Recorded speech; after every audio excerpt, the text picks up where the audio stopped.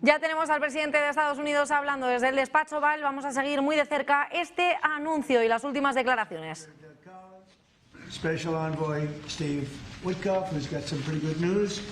Chief of Staff Susie Wiles, FDA Commissioner Dr. Marty McCary, NIH Director Dr. Jay Bhattacharya. Oh, I've gotten good at that. You are so good. Administrator of the Centers for Medicare and Medicaid Services, Dr. Mehmet Oz, who's doing a fantastic job, and Director of the Office of National Drug Control Policy, Sarah Carter.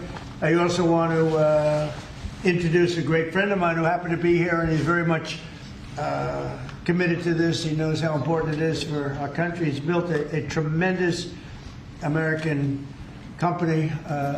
It's called WeatherTech. I guess you've seen the ads. I've seen the ads. I think they're great ads, but more importantly, it's a great product. David McNeil. David, congratulations on what you've done. It's incredible. Thank you, Mr. President. Thank you. Really great. And the president of WeatherTech, Ryan Granger. Ryan, congratulations. What a great job.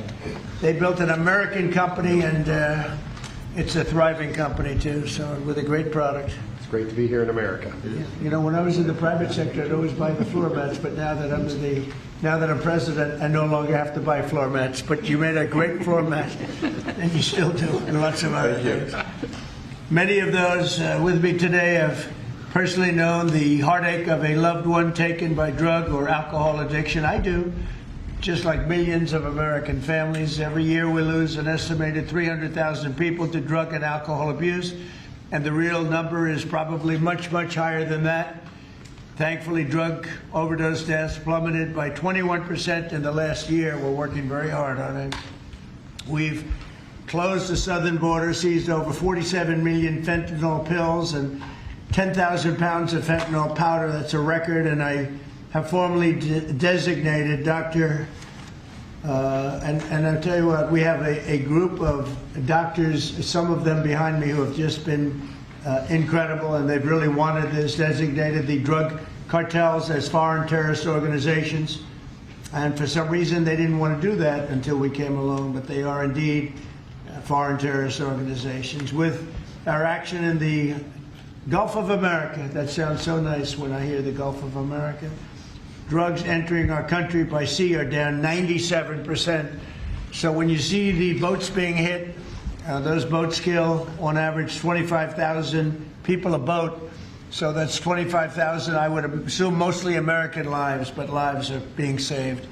Now we're taking a bold action to help Americans struggling with all forms of addiction so they can get the help and the support that they need to free themselves from the horrible burden of dependency.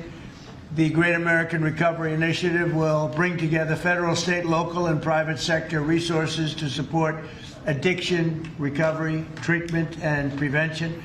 And it will help mobilize the full resources and authority of the federal government to help stop this tremendous plague. And I'd now like to invite Secretary Kennedy to start, and then Catherine Burgum, and then I'll sign the order, which I've just signed.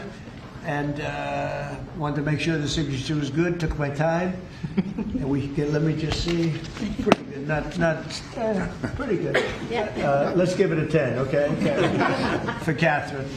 But I'd like Bobby to say a few words. And Catherine, thank you very much, everybody. Please. Mr. President, thank you for your leadership, for signing an executive order that tells the truth about one of the greatest challenges that our country faces.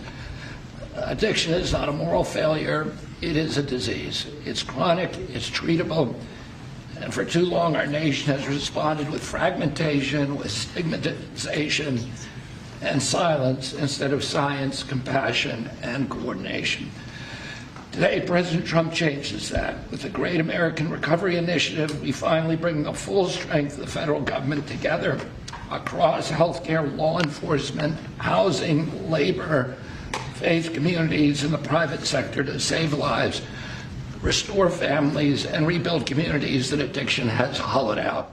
Bueno, pues el presidente de Estados Unidos, que está recalcando lo difícil que es este asunto para Estados Unidos y que ahora mismo acaba de firmar esa orden ejecutiva para poder combatir la adicción y el abuso sobre estas sustancias en Estados Unidos. Dice que ya han conseguido disminuir esas muertes por sobredosis y que han caído en este último año al menos un 21%. Dice que están salvando muchas vidas y que están luchando por poner fin a la adicción en Estados Unidos. Trump ha calificado dicha orden como una gran iniciativa de recuperación para el pueblo estadounidense.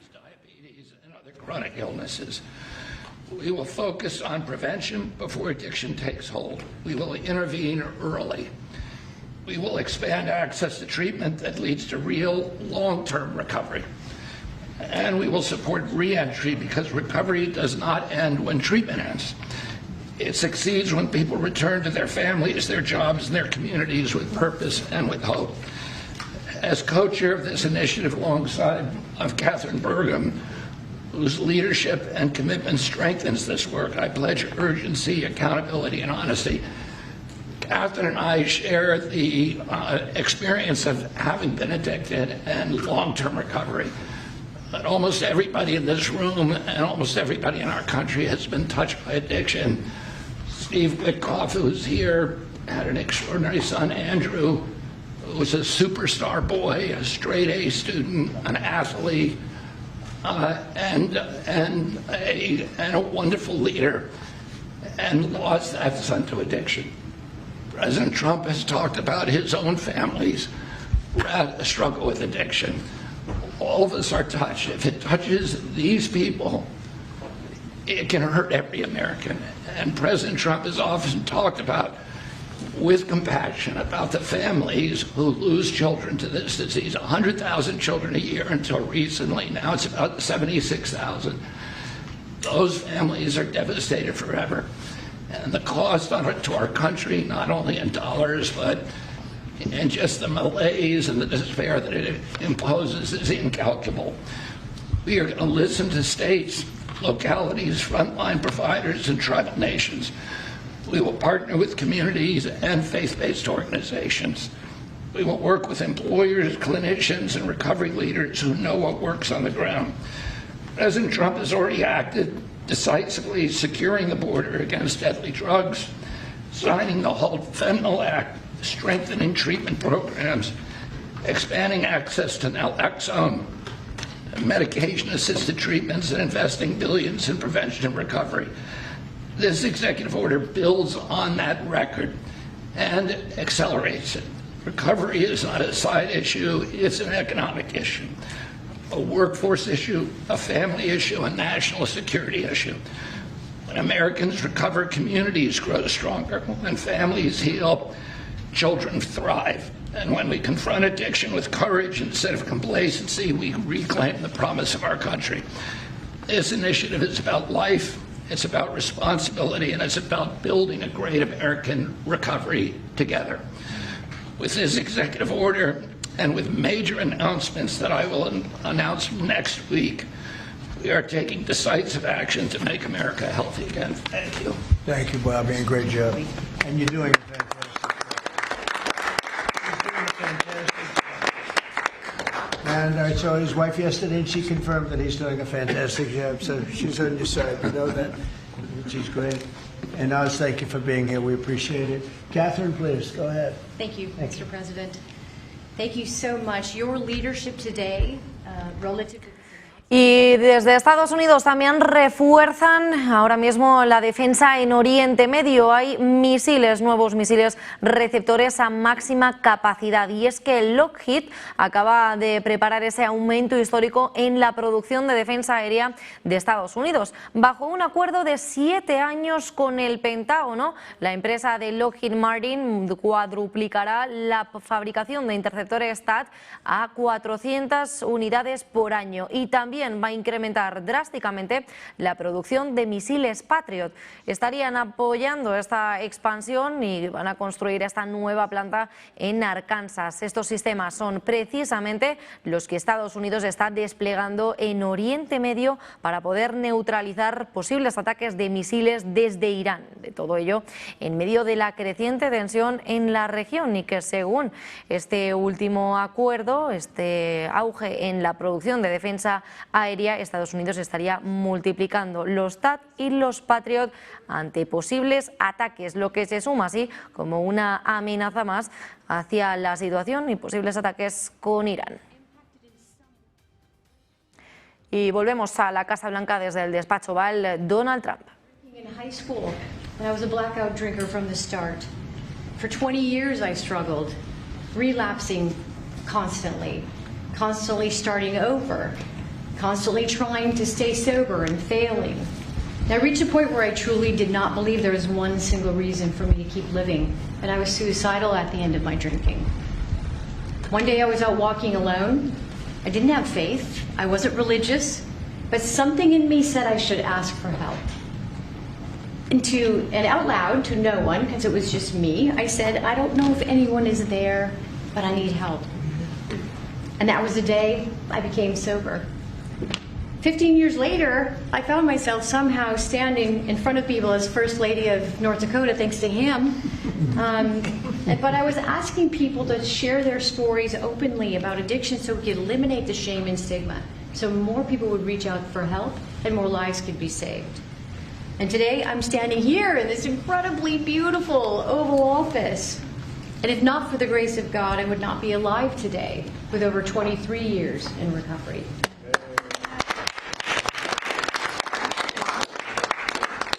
That's why I'm here, and my message is simple: never give up hope for recovery. Mr. President, I also want to thank you for allowing me to stand here with you today. I was in this building in 2017 when the administration announced the national response to the opioid crisis.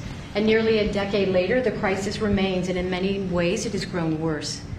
Not because we lack compassion, not because we lack effort, but because we never fully aligned our system with the truth. Addiction is not a moral failure. It is not a character flaw, and it's not simply a behavioral issue. Addiction is a lifelong, chronic, relapsing medical disease as real as diabetes, cancer, and heart disease. And when we fail to treat it as such, we don't treat the disease, and we pay mightily for the consequences. Emergency rooms, jails, foster care, overdose deaths, and broken families. The Great American Recovery changes that. This initiative represents a fundamental shift from reaction to prevention, from fragmentation to coordination, from stigma to science, from short-term fixes to long-term recovery. And for the first time, we're aligning federal leadership across health, justice, labor, housing, veterans, social services, the faith office, and education around one single shared truth.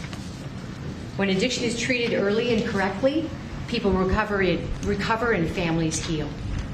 Addiction is a generational disease, and if we don't treat it properly, it repeats from parent to child, from community to community. And when we treat it like a lifelong condition, the condition that it is, we stop that cycle. We save lives, we restore families, we rebuild communities, we return people to dignity, purpose, and productivity. Mr. President, thank you for seeing this moment clearly. With your leadership and the Great American Recovery Initiative, we're establishing a new framework and a new national response to the disease of addiction, including treatment and care that parallels other chronic diseases.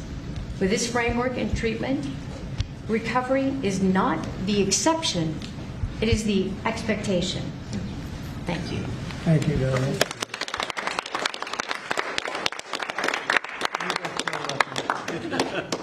You know, I saw them riding horses in a video, and they said, "Who is that?" I was talking about her, not him.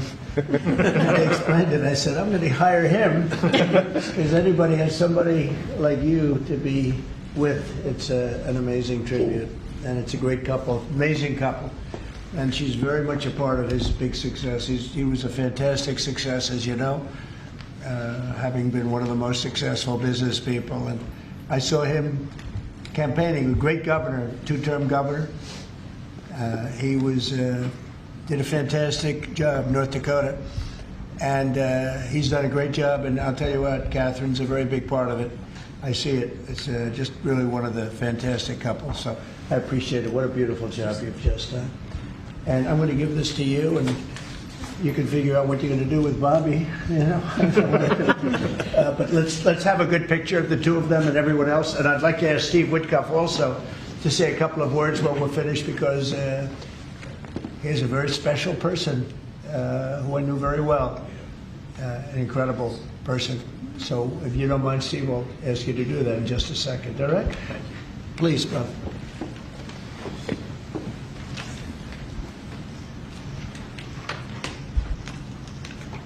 Okay.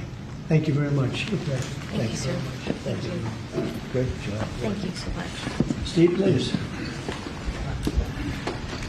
The president is doing the same thing to me now that he did to me in 2017. Bueno, pues Donald Trump, que acaba de enseñar esa firma de la orden ejecutiva histórica para poder combatir la adicción en Estados Unidos, sobre todo a esos estupefacientes y el abuso de las sustancias, esas drogas que la llaman la gran iniciativa de recuperación de Estados Unidos. Están continuando haciendo esas declaraciones las personas que han hecho posible la orden ejecutiva y frenar los fallecimientos y las muertes por las drogas en Estados Unidos. Dice Donald Trump que están salvando muchas vidas y luchando por combatir la adicción de lleno, que ya ha disminuido esas muertes por sobredosis y han caído un 21%, al menos en lo que llevan este último año. Vamos a seguir escuchando. And I talk about it all the time. I talked about it on the campaign trail and so forth. He is a very special man. And he's begun and led the fight against opioid addiction and alcoholism. And Catherine, I feel like we sort of bonded from that day. And it's just my blessing to work for you, sir. He's a special guy. Yes.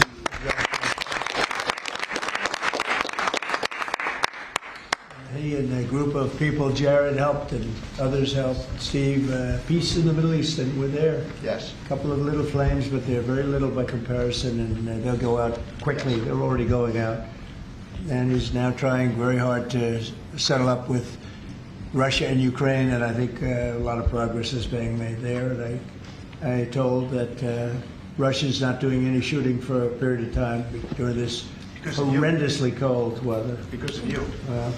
So we asked President Putin if they could stop the shooting for a week. They're being hit with proportionately the kind of cold that we're being hit. It's much colder in Ukraine to start off with, but it's really cold now, and he agreed to do that. We appreciated that very much.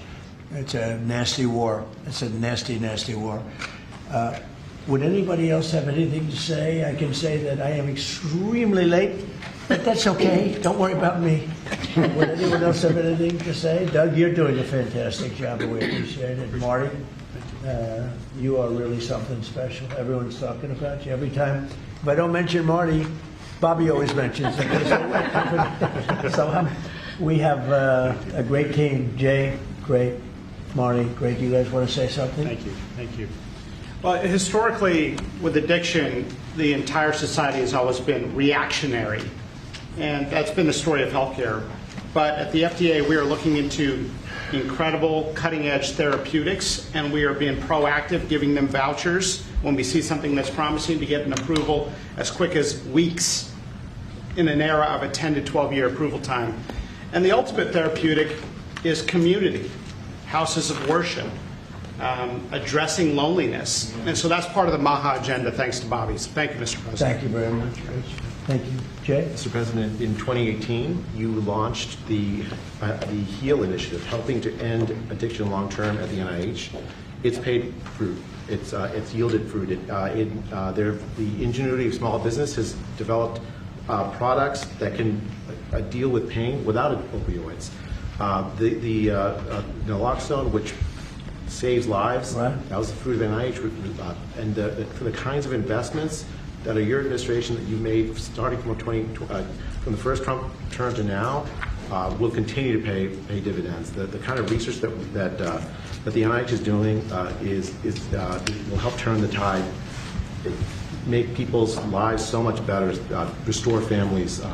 All of the addiction that we've seen, the 80,000 deaths we saw, the huge spike in addiction deaths, during the first Biden term is going to be a thing of the past, and I'm so proud to be part of And this. fellas, some great things happening, right? Yeah. Marty, there's great, really great things happening, I hear, and some pretty big announcements over a short period of time, right? Yep. Moving drugs over the counter so you don't need a prescription. Yeah, right. Naloxone, which treats opioid, is one of those drugs.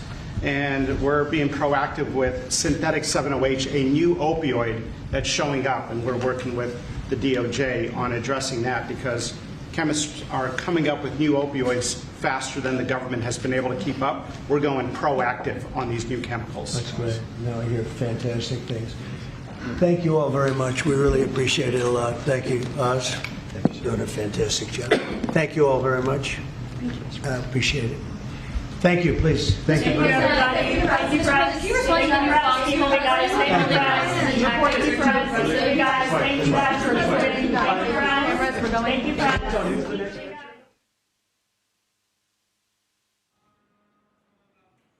Bueno, pues acaba de terminar, sorpresa para todos, Donald Trump no va a responder a las preguntas de los periodistas desde el despacho Oval. Según acaba de firmar esta orden ejecutiva el presidente de Estados Unidos para poder combatir con la adicción y con el abuso de las sustancias, y la ha calificado precisamente de una gran iniciativa de recuperación estadounidense. Llama la atención ahora mismo lo que acaba de ocurrir con esta orden ejecutiva y que no quiere responder a las preguntas de los periodistas. Nosotros que hacemos una pequeña pausa y volvemos con una información de última hora.